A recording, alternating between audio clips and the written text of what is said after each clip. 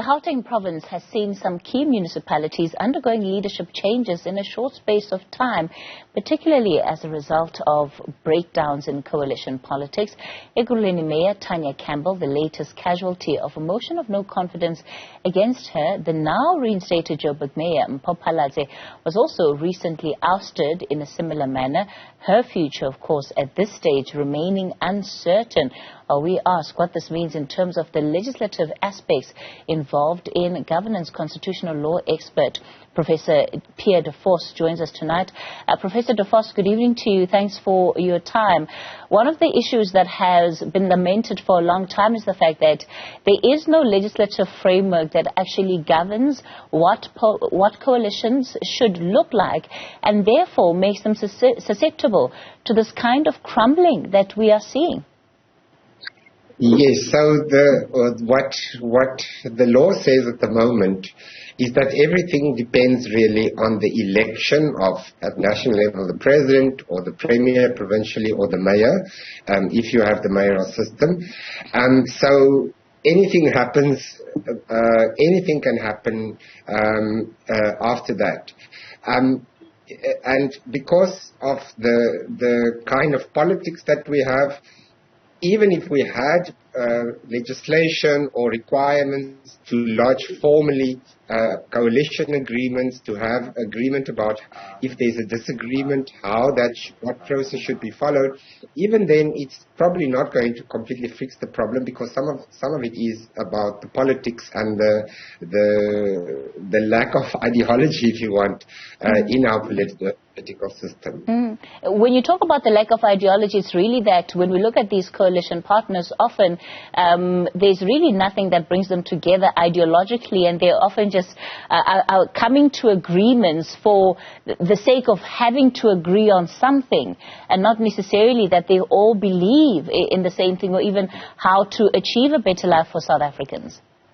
Yes, so the research shows that the most stable coalitions are those that more or less have some things in common, and where the coalition, before they actually start governing, they agree on their policy priorities. They agree on what they're going to pursue in favor of the electorate, and then they more or less stick to that. In our system, the agreements seldom say what the basis ideologically or in terms of their program is between the parties. It is more about who gets what positions and what power. And so that inherently makes for an unstable system. The irony, of course, is that you'd have all political parties saying that their key interest is service delivery, improving and advancing service delivery in the interest of those people that have voted for them to have that kind of sitting in council in the first place. Well, that's what all politicians say.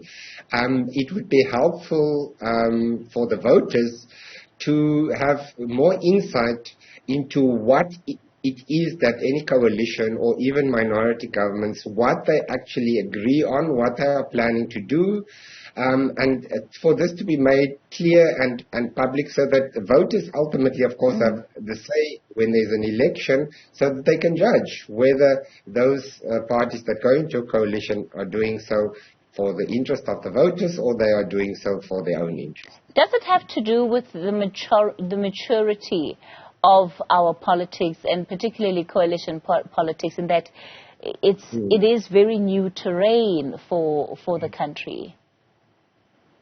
That's a difficult question. I don't know if there's one reason only. I think what makes it difficult, our electoral system, which is proportional and purely proportional, is a very fair system, but it does allow many parties to win one or two seats.